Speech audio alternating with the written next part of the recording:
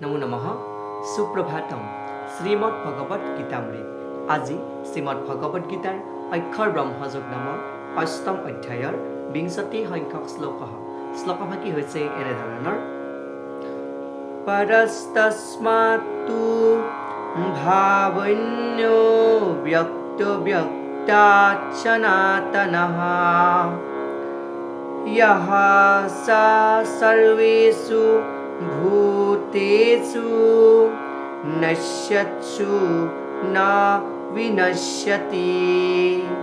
এই বিশিষ্ট শ্লোকভাগীৰ বক্তা হৈছে শ্ৰীমদ্ ভগৱত শ্ৰীকৃষ্ণ। শ্লোকভাগীৰ অসমীয়া অৰ্থ হৈছে এনেধৰণৰ কিন্তু এই অব্যক্ত আৰু ব্যক্ত প্ৰকৃতিৰ ঊৰ্ধত অন্য এটা অব্যক্ত প্ৰকৃতি আছে যিটো সনাতন আৰু দিব্য। এইটো পৰম আৰু শাশ্বত যিটো বিনাশ নাই। এই জগতৰ সকলোৰে বিনাশ হ'লেও সেই দিব্য প্ৰকৃতিৰ একেদৰেই থাকে বুলি কোৱা প্ৰসংগত ভগৱান শ্ৰীকৃষ্ণই সখা অৰ্জুনৰ আগত এই বিশিষ্ট শ্লোকভাগীৰ অৱতাৰণা কৰিছে। শ্লোকভাগীৰ প্ৰসংগাৰ্থত যি অব্যক্তৰ ব্যক্ত প্ৰকৃতিৰ কথা ক'বলৈ গ'লে সাংখ্য দৰ্শনত উল্লেখ কৰিছিলে তিনিবিধ তত্ত্ব, ব্যক্ত, অব্যক্তৰ জ্ঞ তত্ত্ব। ইয়াতে ব্যক্ত বুলি কোৱাৰ লগে লগে যি পঞ্চবিংশতি তত্ত্বৰ ভিতৰত ত্ৰয়োবিংশতি বা ২৩বিধ তত্ত্বক সংযুক্ত কৰিছিলে আৰু এবিধ হৈছিলে প্ৰকৃতি বা অব্যক্ত তত্ত্ব আৰু এবিধ হৈছিলে জ্ঞাতত্ত্ব বা জ্ঞতত্ত্ব। সেই জ্ঞতত্ত্ববিধ হৈছিলে পুৰুষ।